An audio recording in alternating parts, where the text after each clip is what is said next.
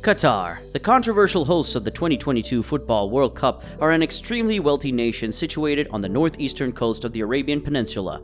They are well known for their vast oil reserves and subsequent wealth gained from this. So just how much money does Qatar have, and how have they been able to utilize this to make asset purchases all around the globe?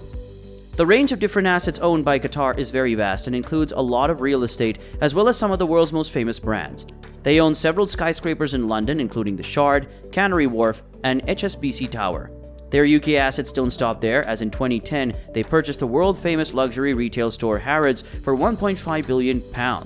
They also now own a 20% stake in both British Airways as well as Heathrow Airport. Their acquisitions aren't just exclusive to London, however, as they also own the French football side PSG, as well as owning an almost 10% stake in New York's Empire State Building. This is a vast contrast to what life was like in Qatar in years gone by, when it was a poor pearl diving nation and had one of the weakest economies in the world. Qatar has a large number of oil fields, although they didn't begin to explore these until 1939. It then wasn't until around 1973 that their oil production and subsequent revenues increased by a dramatic amount, thus resulting in them leaving the ranks of being one of the poorest countries in the world. They have since continued to develop and now boast one of the highest GDPs per capita globally. According to the International Monetary Fund, Qatar had the 5th highest GDP per capita in the world in 2022, just behind those of Luxembourg, Ireland, Norway, and Switzerland. Although Qatar's oil fields are predicted to have been mostly depleted by 2023, they have found large reserves of natural gas off their northeastern coast. In fact, it is believed that Qatar has the 3rd largest natural gas reserves in the world, behind Russia and Iran. However, both oil and natural gas reserves are finite, which the Qatar monarchy are very aware of.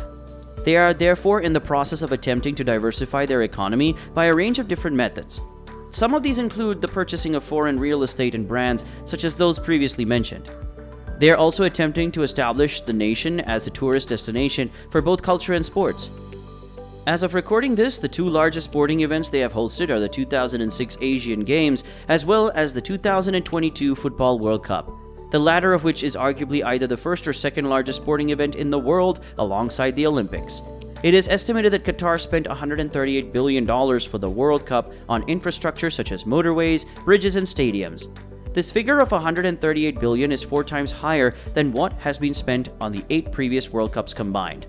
Although it is important to note that a large portion of the money spent by Qatar is considered as long-term investments that will continue to be utilized many years after the World Cup is over.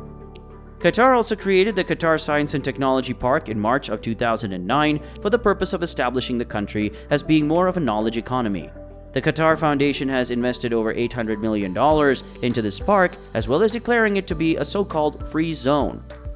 This means that firms operating out of it do not have to pay any duties or taxes. Some of the first firms to join the technology park were Microsoft, General Electric, and Rolls-Royce.